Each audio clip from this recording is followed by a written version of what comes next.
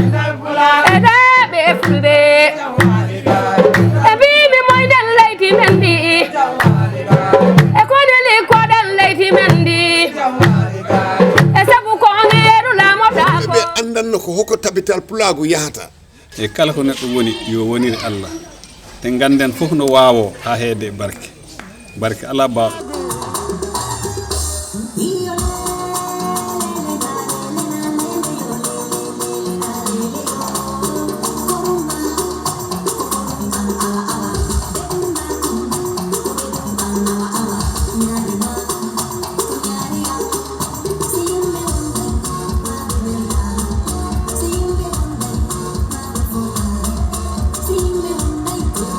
beni ko sutini accini adi hala ala ko tongi gere sibantondira man ndare Fulbe TV ko télévision mo anduda kala ko anduda pularno e mum haray mo ton wade subscribe joni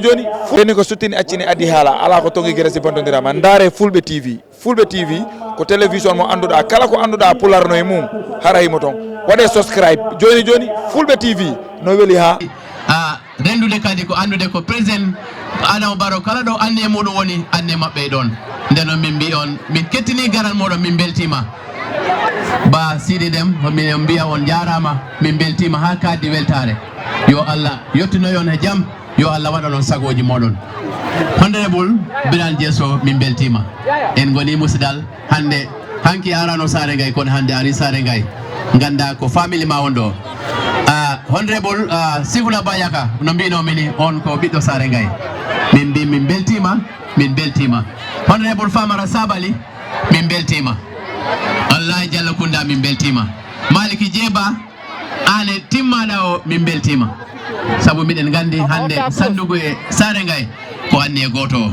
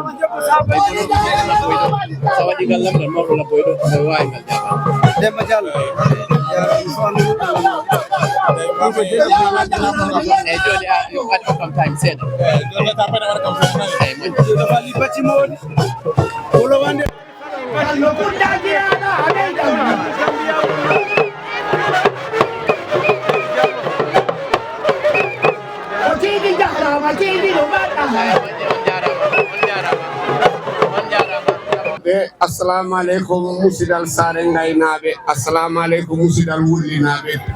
leydi Basse naɓe fof min calmini on minen on juuro minen on jetta minen on mana minen on manta eɗen calmina halifaɓe Sare nde halifaɓe tunduɓe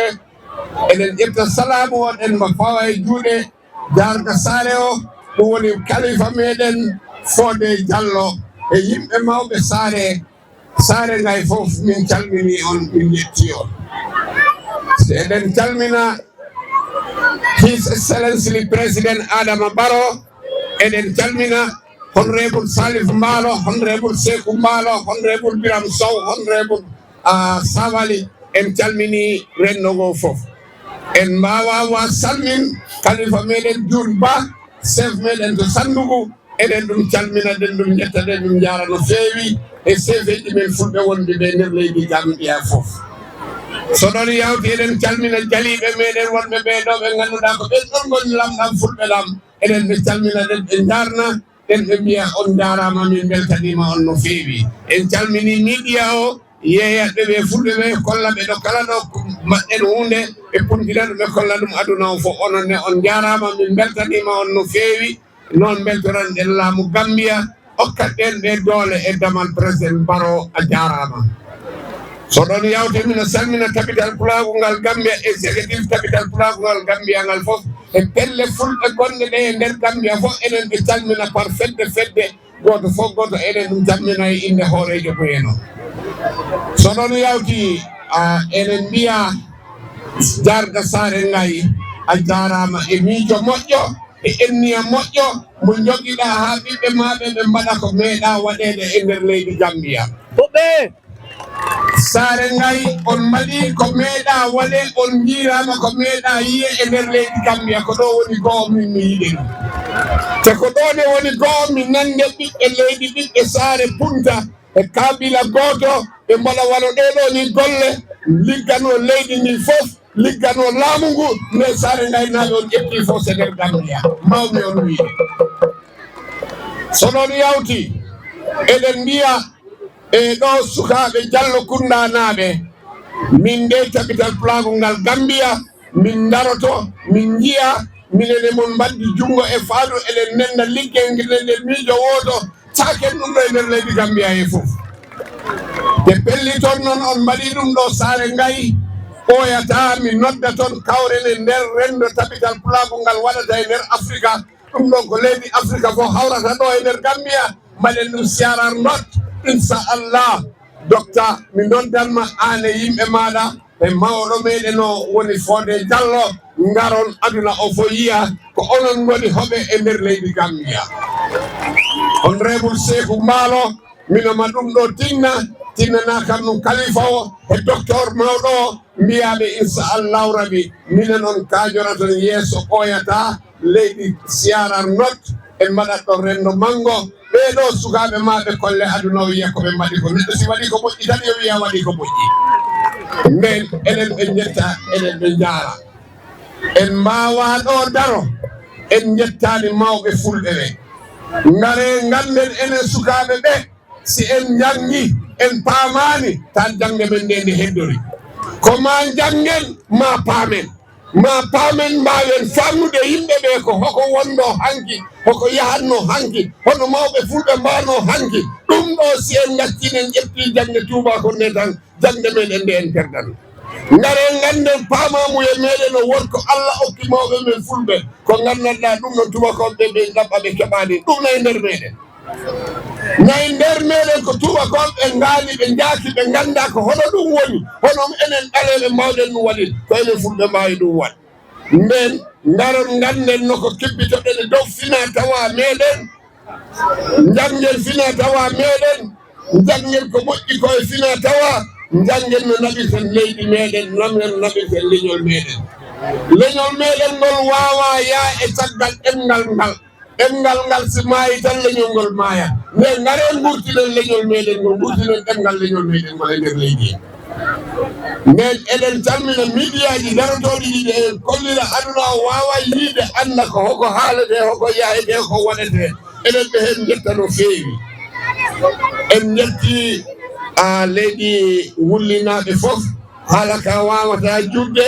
mino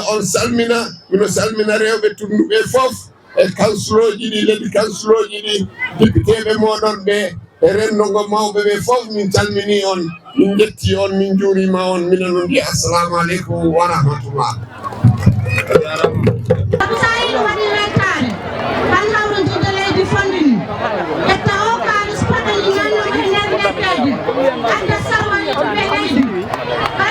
sabi ɗum ara ittana ɗum ko yettere Allah no feewi no wona seeɗa sabi won woni wonde e rafi muɗum yiɗan yaa l'hôpital ta wawta toon yettoyade ta ko rafi waɗi ɗum kono noon ɓeɓe noddi yimɓe ngare ñawda ɗon sabi Allah e hooti nelaɗo ko fii ballal laamu heɓde doole e nder leydi he taki ha ɗum fof ɓe ngi ɗum mbaɗa jetten Allah jetten Jallo Kunda naɓe kala mo wawa andude ko woni jangde yo arɗo Jallo Kunda lamda ɓe hono school jangirde jangde moɗon nde on perdani nde on mimsani nde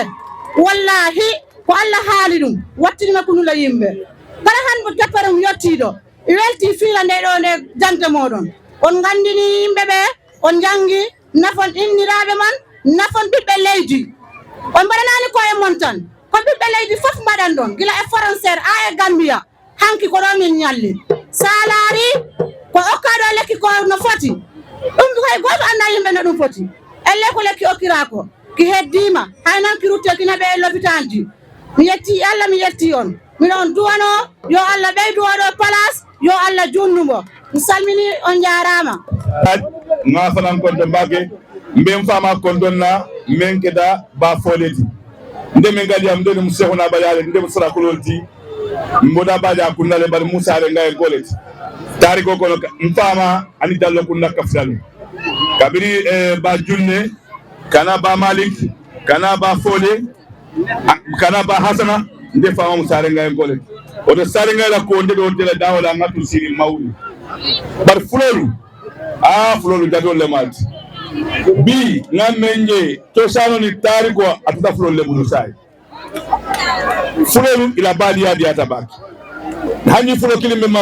Burkina Faso ni fula kilimbe fo Guinea Conakry ikanyojele wado wadi ngat television juwele fulo la to sano ni muso men galori den mato le ala programme ne man tabina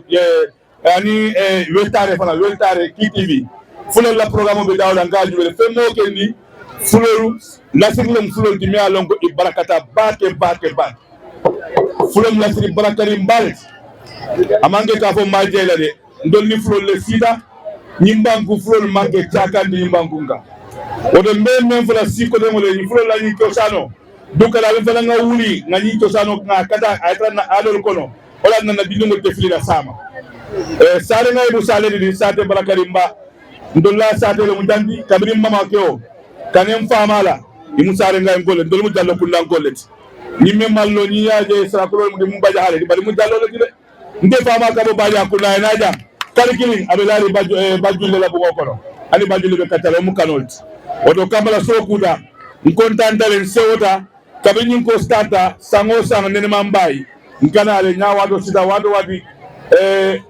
ba fole famole kawuli kada fo baja kunda kada bunyata kadina alhamdulillah ngala to ba fole la bat na ale men beltema ani badia men beltema wallahi amanyina hani kabe osla kilo babulle odo kamala ngal kondo ngaje ngal tentu me ndena ko modinda ma his excellency di president Baro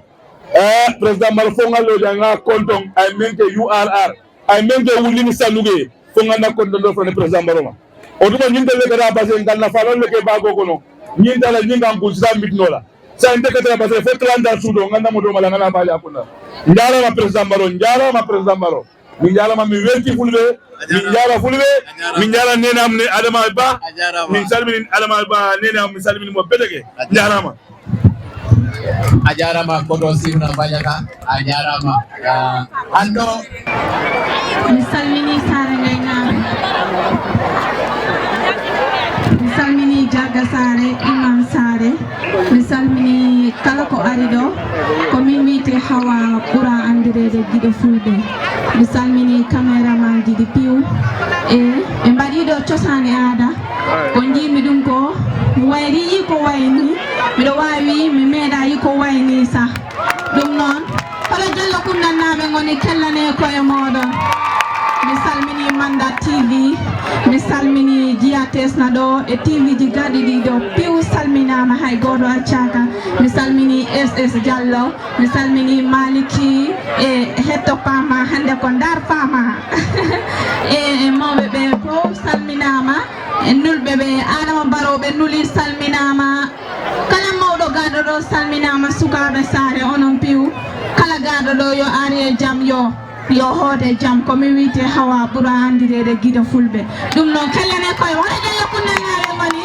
on jarama merci beaucoup mi weltima ko haɗo sugarwani goni hande minen belti hande kaldi wettol yo wayno otuɗo weltande ɓe jogi alalede bisimillah heewi kala waɗi hakkundeji amen mi wawta darade ɗo mi wasa salminde imam rewɓe Sare nde ɓiɓɓe am gonɓe ɗo Sare Ngai ɗo e gonɓe e tundu ndu fof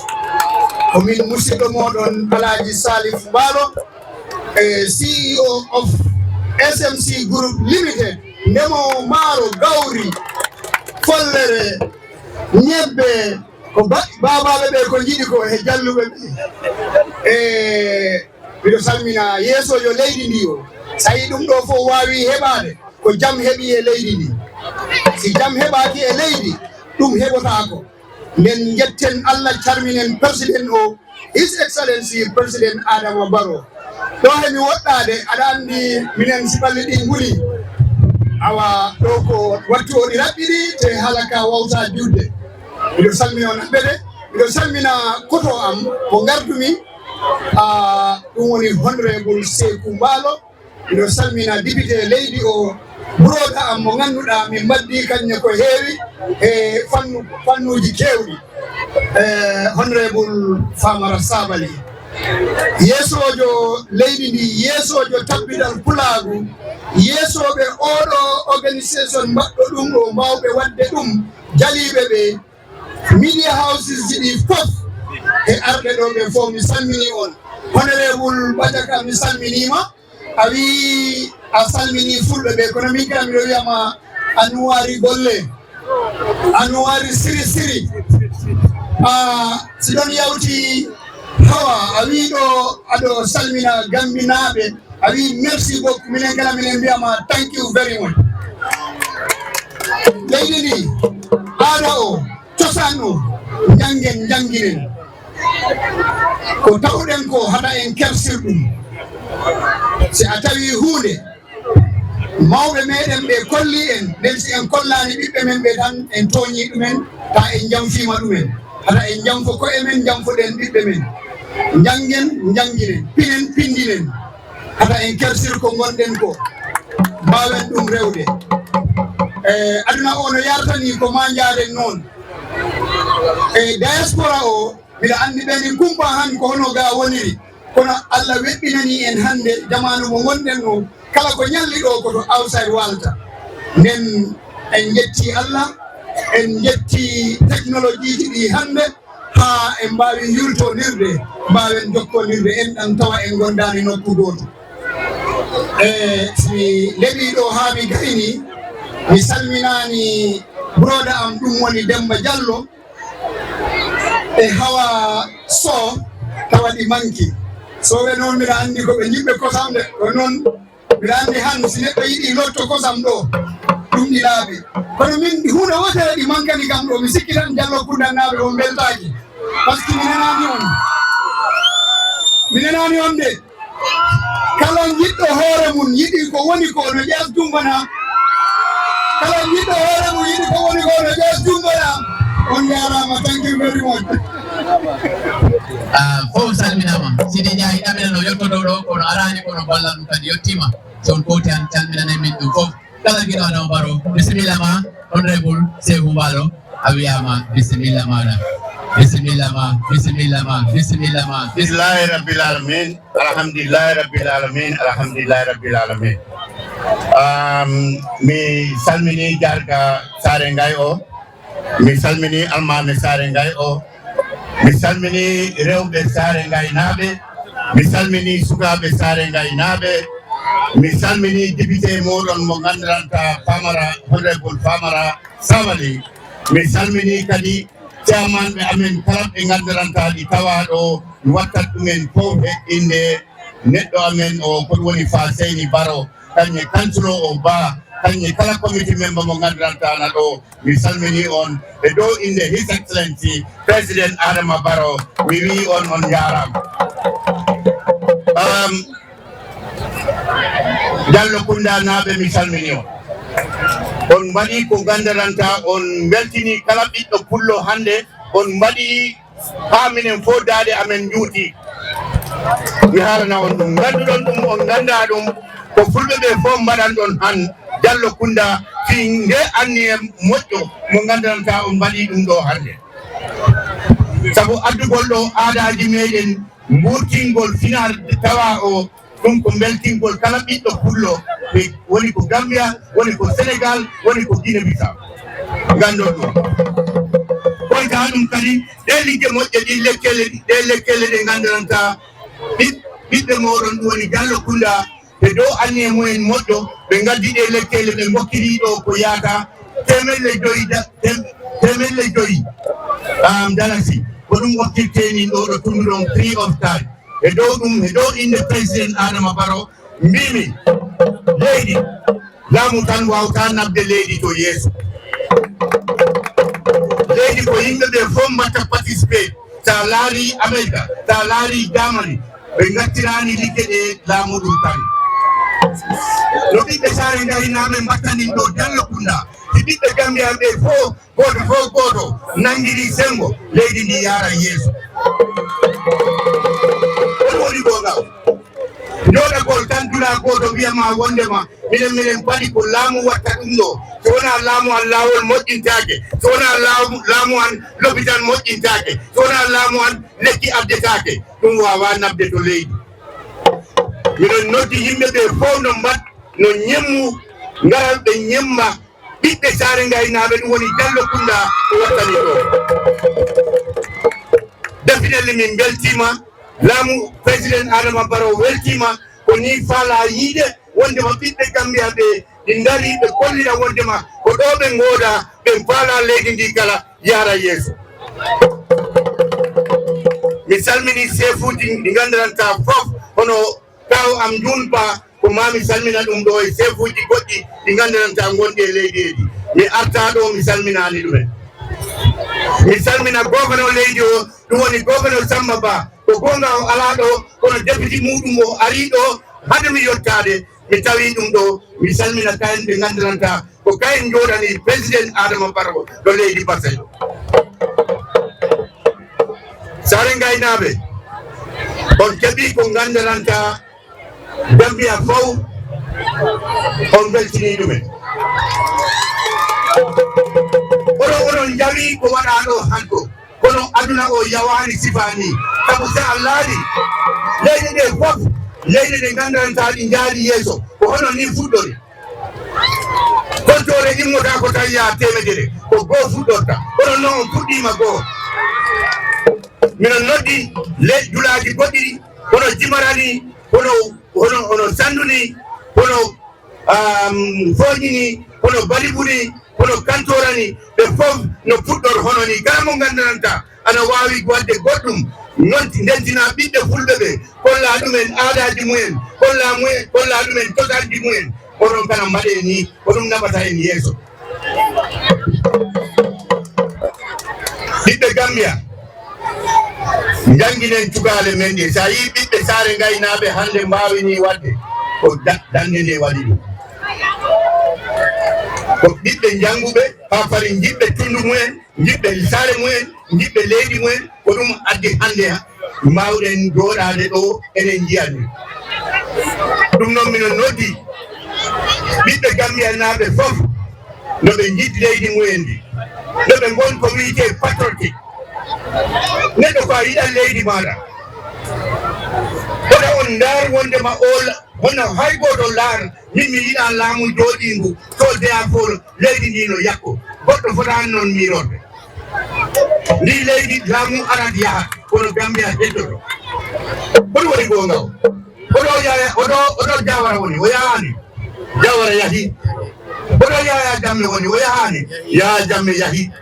président Adama Barrow arat ɗo on meeɗat ɗo joɗade mbiyon président Adama Barrow yahi kono Sare Ngayi yaata hayduɗa so ko ma enen fof keɓen on anni e wondema ko enen goodi Gambia laamu jooɗimo ngu nangodiren mballe ɗum ko ɗum addi leydi ndi wawa yaarude yeeso han sa yi hono seydi Badiaka haaliɗo minen komin goni cukale on sumat minen lumma ɗo ko laakoye tokoson min lumbiranno ko Allah wallanno minen sa tamin janan to ndiyam to kono hande e dow ballal his excellency président Adama Barrow ko a ɗano to nanga moto ma o lumba gara kumta haaju ma duttoɗa batte so e dow ɗum enen fof nangodiren mallodiren pour leydi ndi yaara yeeso min nani yimɓe woɓɓe na kaala wonga wona politique wonɗo kono noon min komi politicien te ko politicien joɗomi to office ɗum woni his excellency président Adama Barrow enen fof enen gandi ko wiyete COVID-19 ñaw garnoɗo ɗo o duuɓi tati duuɓi nayi ɓaawo en jii caɗele ko ɗum adduno ko gurdam ɗam fof satti hay yaadu ndu satti kono e dow ballal leydi ndi tenkere muɗum Gambia ɗo enen fof enen tenki enen paala jam Allah walli en leydi ndi ɗi yaara yeeso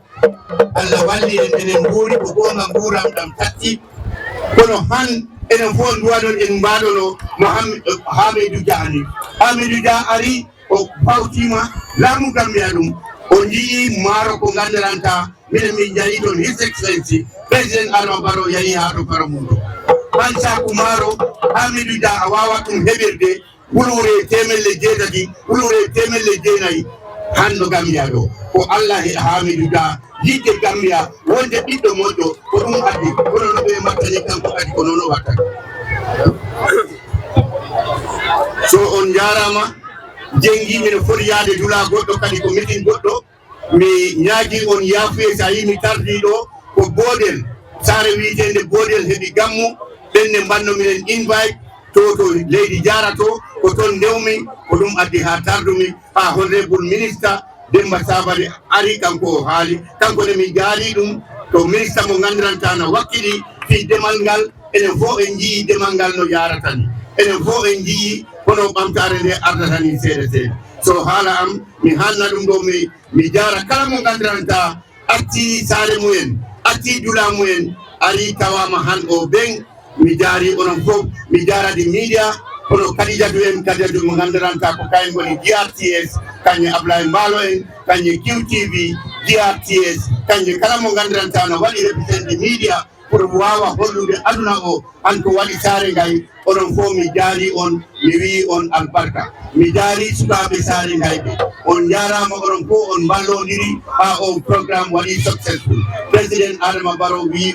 on jarama assalamu aleykum wa rahmatullahi taala wa barakatuh musidɓe an toujours min andidi nan ko Fulbe TV wonɗon daaroɗe eɗen Sare Ngai ɗo e programme moɓe waɗata hitande ɓe hitande jeɗenma cosaan mi yetti on ko jokkuɗo men ko ɓe yetta noon caméraman an on Abdoulaye Mbalo wiya hitani e Samba Guelaji o Mbalo ha France moɗoɗa kanko tambitini ha mi wawi yettude ɗo haray on jarama mbiɗa andi hande on janggi ɗo ko heewi o programme